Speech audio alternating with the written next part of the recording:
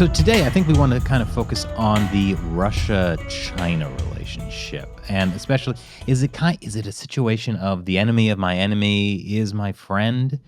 Because on the surface, China and Russia seem to have a good relationship. China, has been helping break Western sanctions on Russia, through trade. Putin visited China, I think, 2 weeks ago for the Belt and Road summit or forum, what they call it. But is this relationship really as solid as they're kind of presenting it? Is it really a no limits friendship? Well, that's what we've been told, right? That's what you believe. We had the U.S.-Chinese rapprochement in 1972. You see, I was at State Department for a while. I can say stuff like that. But we had that, the U.S., but we always believed that there was going to be these mutual interests between Moscow and Beijing. And I didn't really understand the fact that that wasn't the case until I was in Beijing as defense attaché. And I mean, one of the most bizarre bar scene from Star Wars things you can imagine is we're in the Russian embassy, which is old school diplomacy. I mean, it's high ceilings, chandeliers and all that stuff. And I'm talking to my Russian counterpart in Chinese. So you're staying on the sidelines and watch these two, Caucasian faces just going to town in Chinese.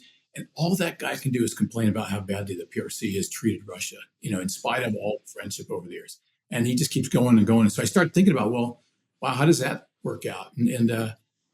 So I started looking into it. And, if you work your time backwards, I got a photo back here of a PLA fighter. But if you remember during the initial major arms transfers between modern Russia and China, the Su-27 flanker, Su-30, Su-35, their SA-10, SA-20 surface air missile systems, the PRC would order like a full, 100 or 200 of these airplanes. They would take delivery on two, cancel the order, and then reverse engineer these things and then sell them as J-11s and J-15s and such to the rest of the world, completely undermining the Russian economy. And so for a time there in the late 90s, maybe early 2000s, arms sales between Russia and China were at a standstill. And so this is the kind of the milieu I walked into when I was talking to my Russian counterpart. So then we started looking into it. And then the most major issue here that we should talk about is Vladivostok. It doesn't take a whole lot of research to discover that Vladivostok has a Chinese name, Haishunwei. And it was called Haishunwei for 200 years, starting with the Treaty of Nerchinsk in 1689, where a strong Qing dynasty and a weak Moscow, the Qing took most of eastern Siberia to include Vladivostok. Real quick, before we go on, I just want to put up on screen sort of a map of where Vladivostok is so the audience has an idea. It's a major port that, it gives China direct access to the Sea of Japan. Huge. So now that I think everyone has a context of what this is, please carry on. Yeah, no, the strategic implications of not having access to the Sea of Japan at Vladivostok are impossible to underestimate. Oh, and while we're on that one, look at the border between North Korea and Russia.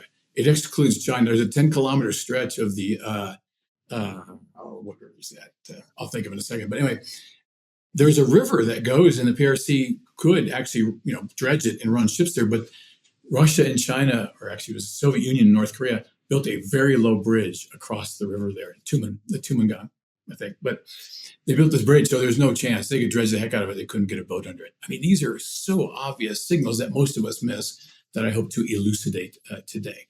And so in 1860, when you think of the unequal treaties, the beginning of the century of humiliation and all those things, it kicked off with the unequal treaties. This one, the Treaty of Peking, it's called.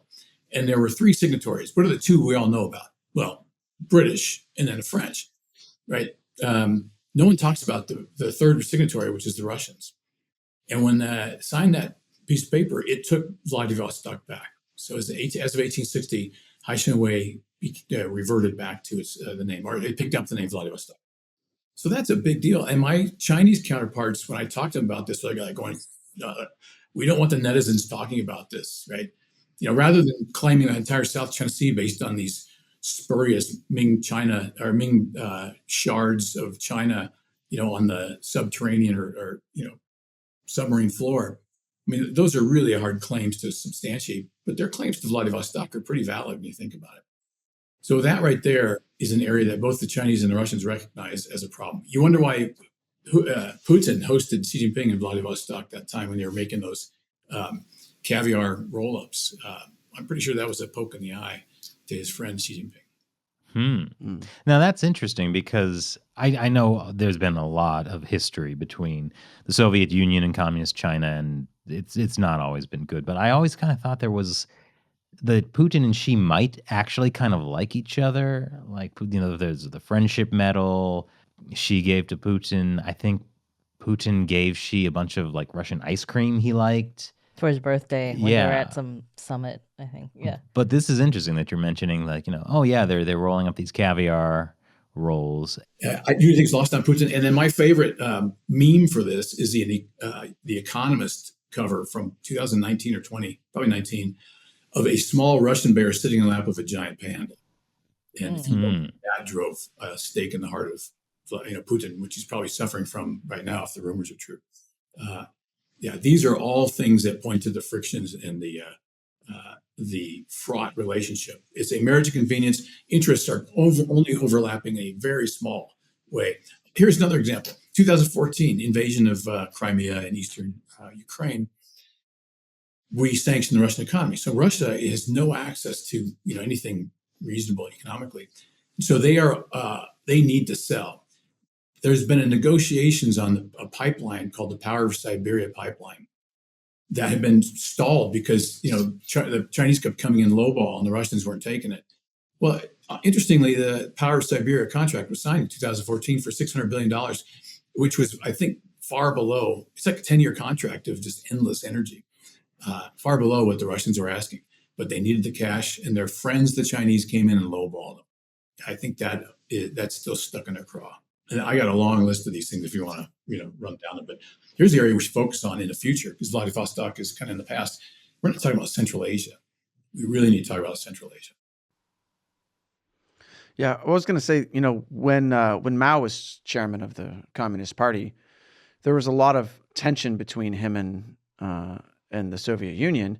And one of the things I remember is that Mao would sort of always on the surface pretend like he was friends, and maybe that China was the dutiful little brother to the Soviet Union. And obviously the CCP got started through the third Comintern from the Soviet Union. So there's that relationship, but Mao was always essentially lying through his teeth. I mean, about lots of things, but he also didn't have many teeth left by the end. By the end, yeah, because he didn't brush his teeth. He would only rinse his mouth out with tea. They were green. That's a tangent. But it's very gross. At any rate, so what the U.S. had done is kind of eventually saw these tensions right in the 70s, and there's this idea that you could separate them a bit. Well, a major tank war on the Ussuri River in 1969. Everybody kind of glosses over that too.